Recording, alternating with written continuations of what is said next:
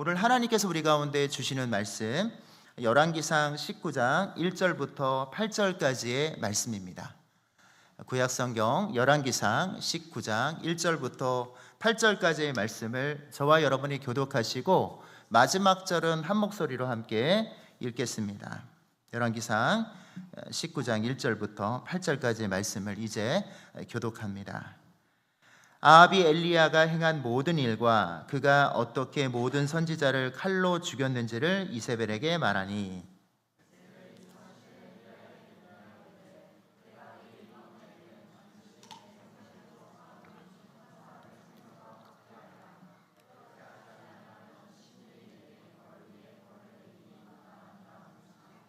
그가 이 형편을 보고 일어나 자기의 생명을 위해 도망하여 유다에 속한 브엘세바에 이르러 자기의 사환을 그곳에 머물게 하고 자기 자신은 광야로 들어가 하룻길쯤 가서 한 로뎀 나무 아래에 앉아서 자기가 죽기를 원하여 이르되 여호와여 넉넉하오니 지금 내 생명을 거두시옵소서.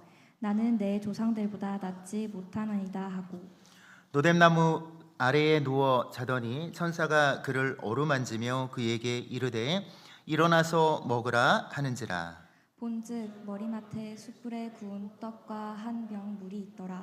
이에 먹고 마시고 다시 누웠더니 여호와의 천사가 또다시 와서 어루만지며 이르되 일어나 먹으라 내가 갈 길을 다 가지 못할까 하노라 하는지라.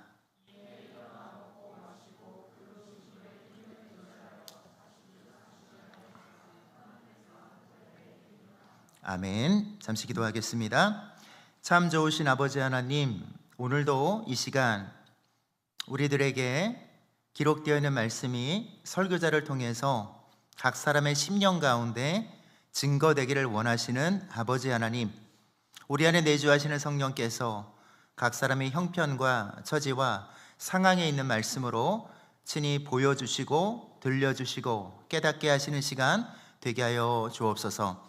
설교자는 철저히 가려주시고 오직 주의 말씀만이 남는 은혜가 있게 하여 주옵소서. 예수 그리스도의 이름으로 감사하며 기도드립니다. 아멘. 얼마 전에 그 미국 샌디에이고에 거주하고 있는 저희 고종사촌 누님이 오랜만에 한국을 다녀가셨습니다. 일정이 너무 빠듯해서 직접 만나 뵙지는 못했지만 이제 아쉽게 통화로만 안부를 주고 받았는데요. 그 짧은 통화 속에서 저는 그 누나에게 아주 진지한 부탁을 하나 건넸습니다.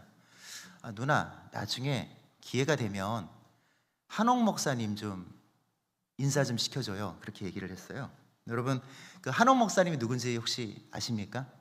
아마 이제 우리 간사님들은 좀 아실 것 같은데 지금 이제 그 새로운 교회라고 이제 미국에 계시다가 그 한국으로 오셔서 새로운 교회를 개척을 하셔서 지금 큰 교회를 목회하고 계시는 목사님이십니다. 근데 이분을 제가 알게 된 거는 예전에 그 이분이 쓰셨던 거인들의 발자국이라는 책을 제가 청년 때 읽었었는데 굉장히 도전을 많이 받았거든요. 그래서 그때부터 이분에 대해서 제가 이제 팬이 되었는데 이제 알고 보니까 이제 누나와 우리 저희 고성사촌 누나와 목사님이 친분이 있다라는 얘기를 듣게 되었어요. 그래서 제가 이제 그렇게 좀 부탁을 했었습니다.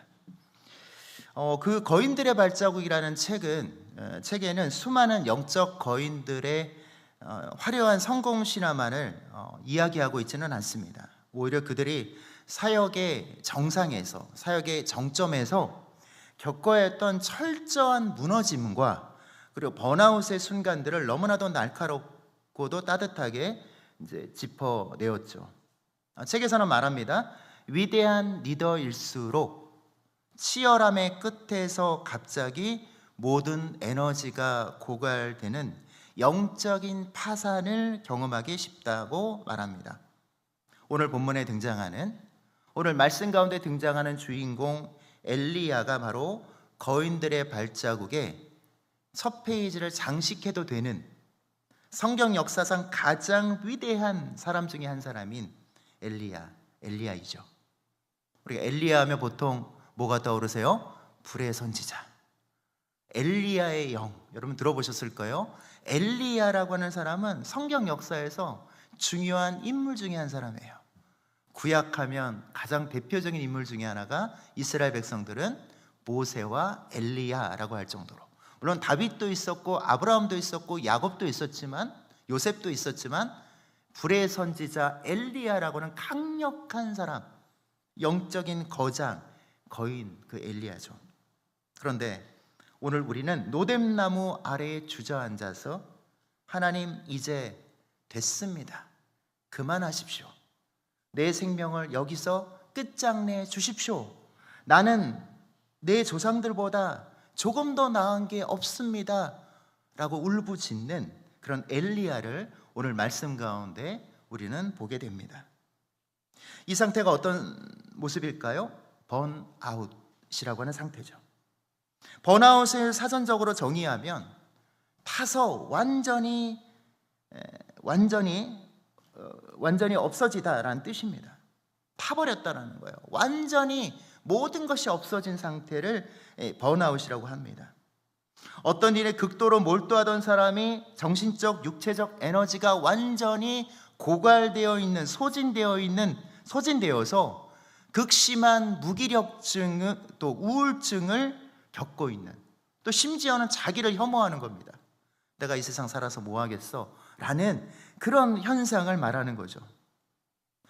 우리는 흔히 번아웃이 오면 죄책감을 느끼기 쉽습니다. 내 믿음이 이것밖에 안 되나고 스스로를 영적 실패자로 낙인 찍을 수도 있습니다. 사단은 이 틈을 타서 우리에게 공격해 들어옵니다. 내가 그러고도 리더야? 내가 그러고도 임원이야? 이렇게 공격해 들어올 수가 있어요.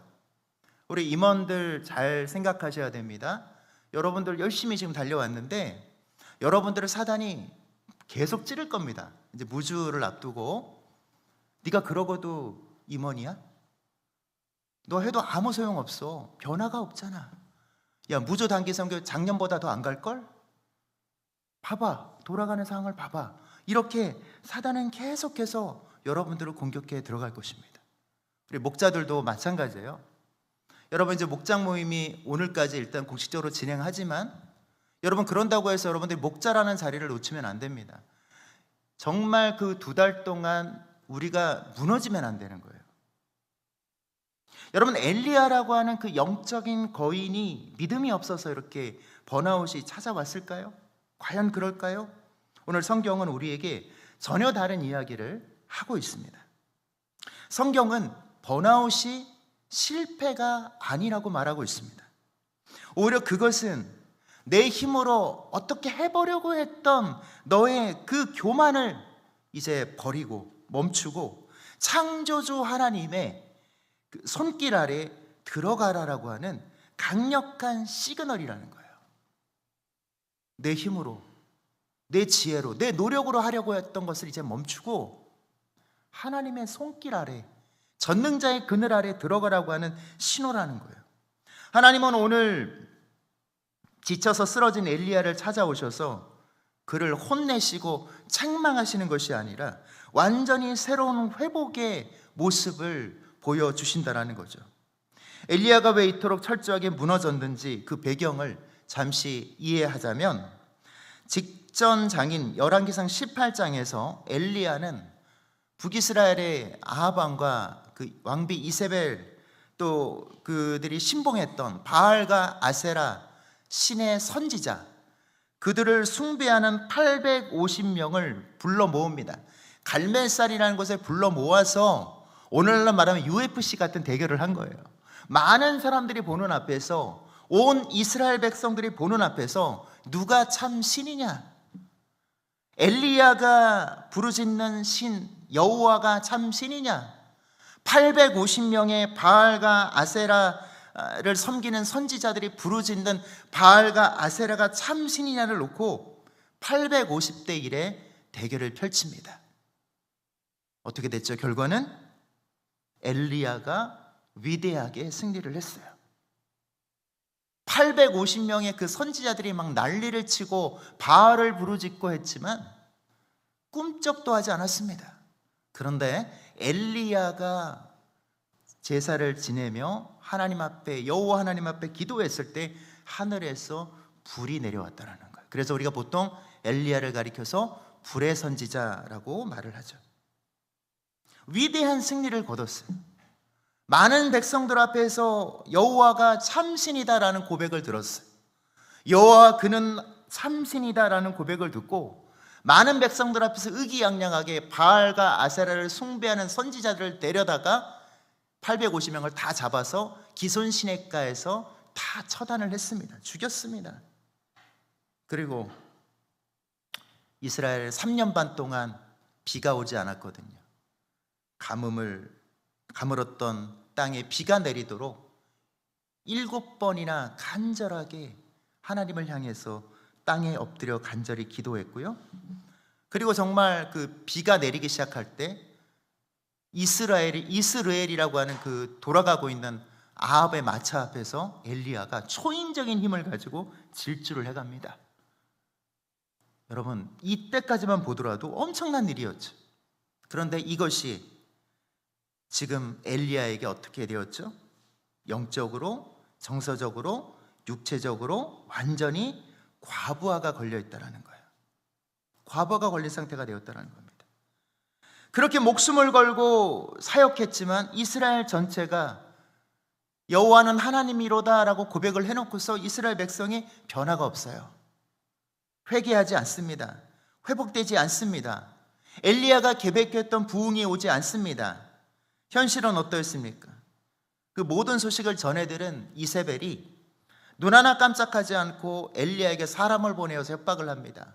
내 일맘때에 너를 죽일 것이다. 그 이야기를 듣고 엘리야가 순간 깊은 허탈감이 빠져서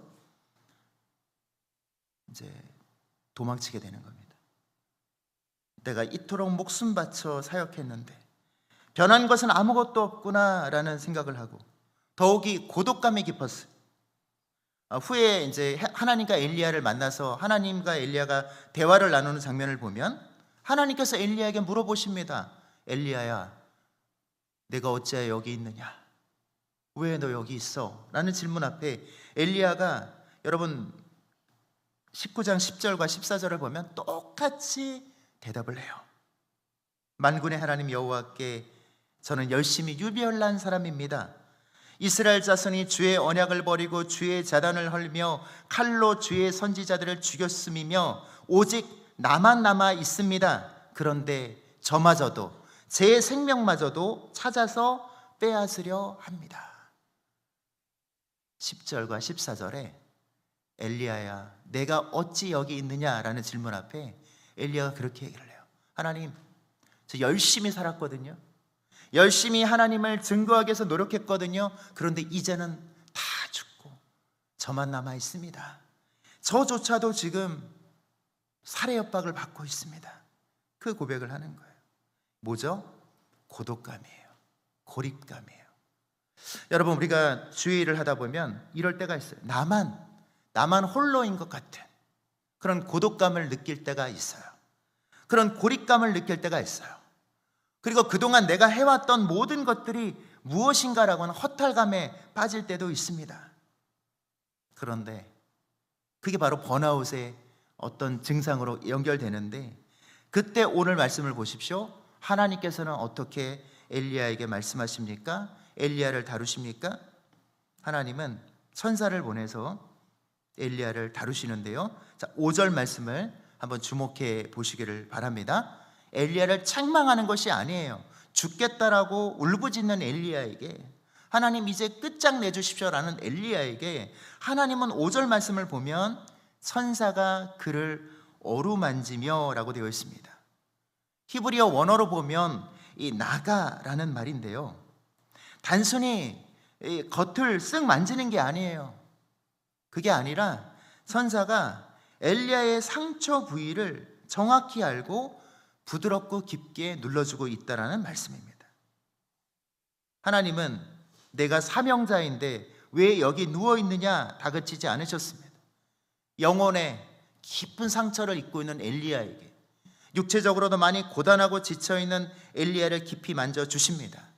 그리고 힘들어하고 지쳐있는 엘리야에게 숯불에 구운 떡과 물을 주시며 2번이나 먹고 자라, 먹고 자라 말씀하신다라는 거예요. 그리고 엘리야는 또 깊은 잠에 빠집니다. 그렇다면 오늘을 살아가는 우리는 이런 어루만지심의 은혜를 우리 삶 속에서 어떻게 구체적으로 누려야 할까요? 오늘 어쩌면 우리 청년 여러분들 가운데 번아웃을 경험하고 있는 분이 있을 수 있어요. 아무것도 하기 싫고 자기 혐오에 빠진 사람도 있어요. 그동안 열심히 해야 하는데 후회가 되는 사람도 있어요. 그렇다면 우리는 이런 번아웃을 어떻게 앞으로 이제 극복해 나가야 될까요? 그리고 앞으로, 지금은 아니지만 앞으로 우리에게 이런 번아웃의 상태가 된다면 우리는 그 시그널을 어떻게 해야 된다고요? 하나님께서 우리를 만져주시는 신호로 알고 하나님께로 가야 되는데, 그것을 오늘 함께 좀 잠깐 나눠보도록 하겠습니다. 자, 3가지 영적인 멈춤을 해야 되는데요, 거룩한 멈춤으로 되어 있죠. 첫 번째는 하나님 앞에서 우리의 가면을 벗는 거예요. 이 정서적인 가면을 벗으십시오. 여러분, 가면 무도회가 아니잖아요. 가면 벗으셔야 돼요. 하나님 앞에 솔직해지란 이야기입니다. 괜찮은 척 하지 마십시오. 믿음 좋은 척 하지 마십시오. 하나님 앞에 솔직하게 말씀을 드려야 돼요. 죽고 싶으면 죽고 싶다고 말씀드려야 됩니다. 피곤하면 피곤하다고 말씀을 드려야 돼요. 짜증나면 짜증난다고 말씀을 드려야 돼요. 하나님, 왜 저만 지금 이렇게 되어 있습니까? 라고, 고통스럽습니까? 라고 하나님 앞에 솔직하게 감정을 쏟아내는 것, 그게 필요한 거예요. 그게 기도입니다. 여러분, 기도가 하나님 감사해요, 하나님 사랑합니다, 이것만 기도 아니에요. 불편한 감정, 있는 감정, 여러 가지 많은 감정을 주님 앞에 쏟아내는 거, 세련되지 않아도 돼요. 투박하게 우리의 마음을 하나님 앞에 드리는 거, 쏟아놓는 거, 가감없이 뱉는 거, 이게 바로 기도라는 거예요. 여러분, 그것이 바로 번아웃을 탈출할 수 있는 거룩한 멈춤의 시작인 거예요. 하나님 앞에 솔직해지시기를 바랍니다. 이번 한 주 동안 하나님 앞에 기도하세요. 하나님 앞에 내 힘든 거를 솔직하게 다 이야기하십시오. 괜찮은 척하지 마십시오. 주님 앞에 내 모든 것들을 쏟아낼 수 있는 은혜가 우리 가운데 있기를 소망합니다. 두 번째는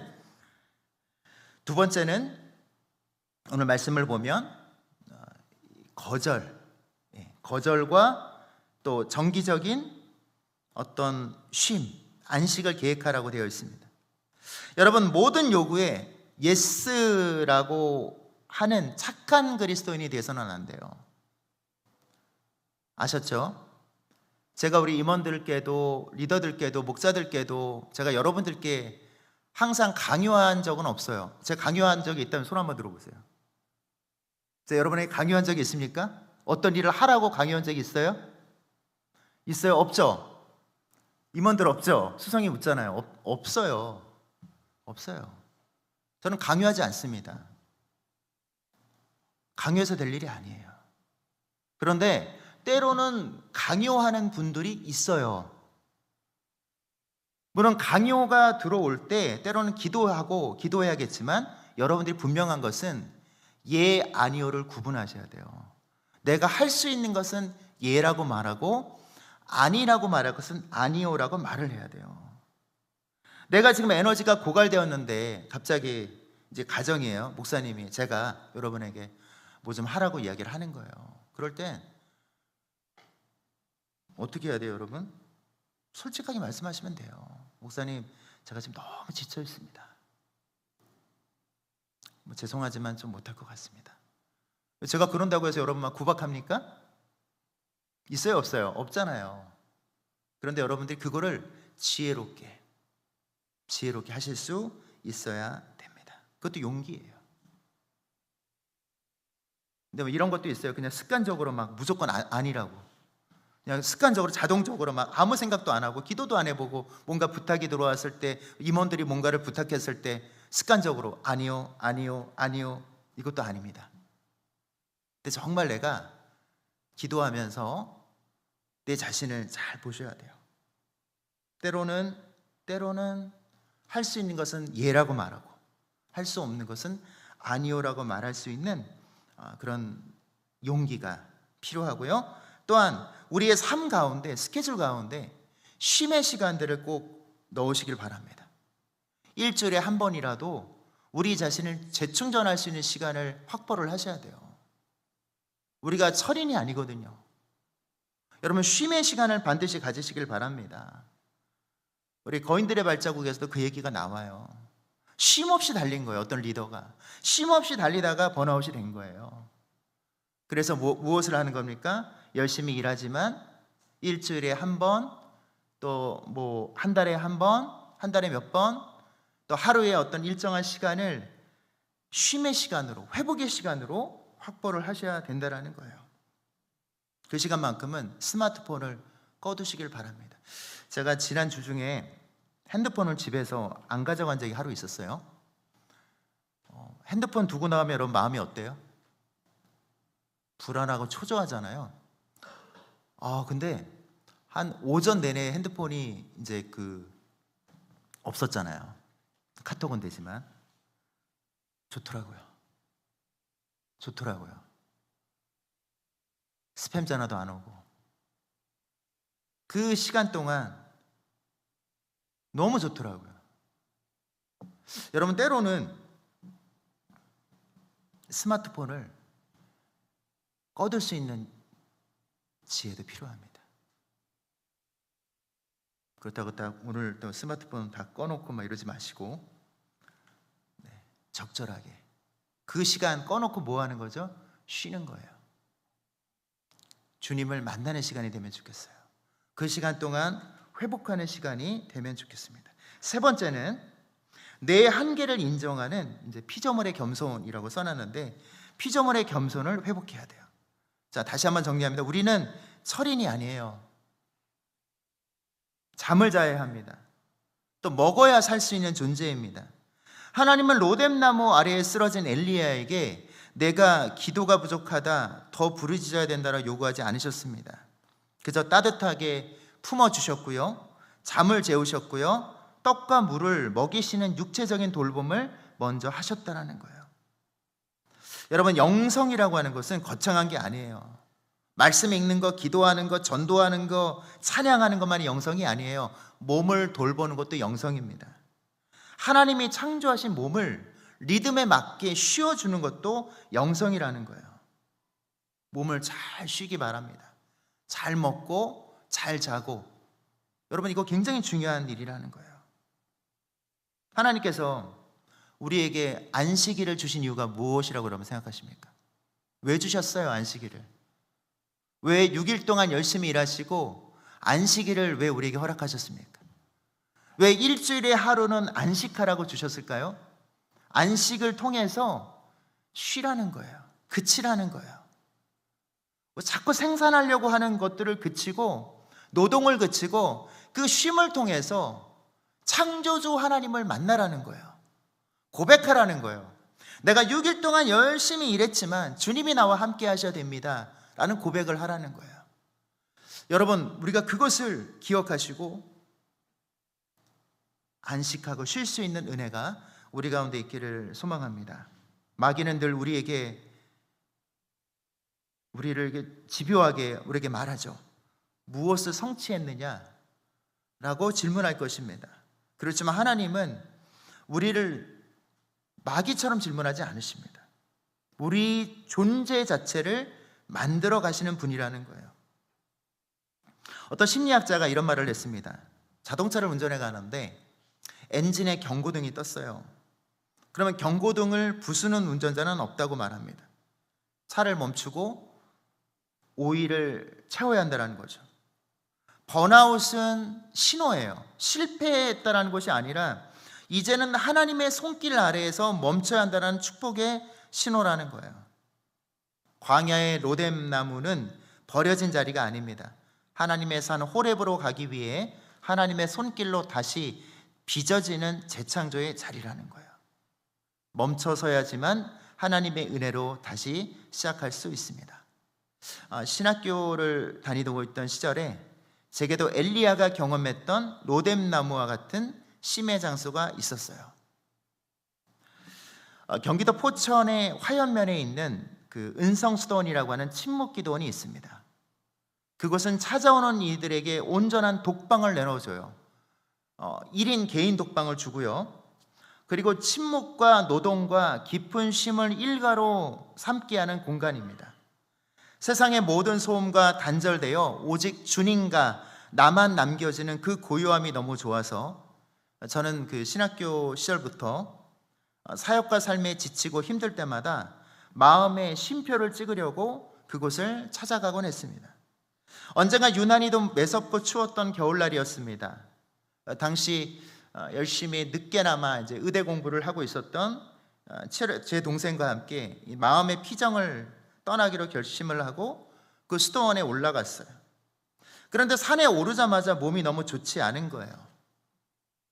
수도원에 올라가면서는 오늘 영적으로 깊은 기도를 해야겠다라고 호기롭게 올라갔는데 정작 2박 3일 내내 독방에서 깊은 잠만 잤습니다. 하루에 3번 식사 시간을 알리는 종소리가 울리면 겨우 일어나서 밥을 먹고요. 다시 또 하루에 3번 새벽, 오전, 저녁 예배를 알리는 종소리가 울리면 무거운 몸을 이끌고 예배를 드렸습니다. 그리고 숙소로 돌아오면 기도를 해야 되는데 어김없이 다시 깊은 잠 속으로 빠져드는 시간의 반복이었어요. 3일 내내 잠만 잤습니다. 마지막 날 짐을 싸서 산을 내려오는데 문득 제 마음에 덜컥 후회가 생겼어요. 죄책감까지 밀려왔습니다. 내가 명색이 사역자인데 여기까지 와서 기도 한 번 제대로 못하고 잠만 자다 내려간다는 것이 너무 부끄러운 거예요. 그때 그렇게 이제 돌아오는데 그 순간 성령께서 제 내면에 말씀을 주십니다. 사랑하는 아들아, 염려하지 마라. 걱정하지 마라. 나는 여기에서만 너에게 말씀을 주는 존재가 아니라 나는 너의 일상에서도 늘 너와 함께 있고 앞으로도 너에게 말할 거란다. 내가 사랑하는 자에게 잠을 주시는 창조주란 사실을 절대 잊지를 말아라 라는 그런 내면에 주님의 음성을 들려주시더라고요.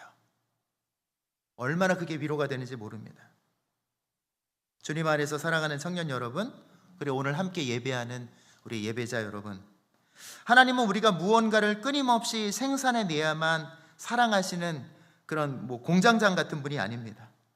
기도가 나오지 않을 만큼 지쳤을 때 주님의 품에 안겨 깊은 잠을 청하는 것 또한 하나님을 온전히 신뢰하는 자들만 누릴 수 있는 피조물의 겸손입니다. 이번 한 주간 여러분의 지친 삶에 주님의 품으로 돌아가시길 바랍니다.